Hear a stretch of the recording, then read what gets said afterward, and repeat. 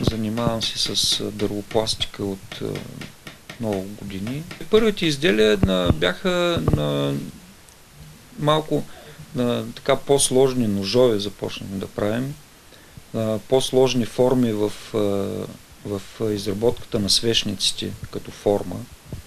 И след това вече започнах да комбинирам нещата дървопластика, миниатюрна дърворезба и тогава вече става една комбинация между различните занаяти и се получава нещо малко по-различно, отколкото те са традиционните. Най-вече се изискват нерви и търпение, когато се изработва дадено изделие, защото нещата стават бавно. Иска се голяма прецизност на изработката, защото една минимална грешка и тръгваш почти от начало.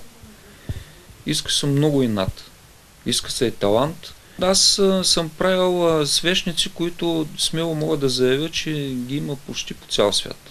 Най-интересно ми е било, когато свещник си взе един японски посланник, защото аз винаги съм мислял, че ние така няма какво да им покажем на тях, нали, специално в това изкуство, но той така се впечатли от една форма на един свещник, че нямаше начин да не го вземе. Аз не съм търсил винаги печалбата от това нещо, което правя.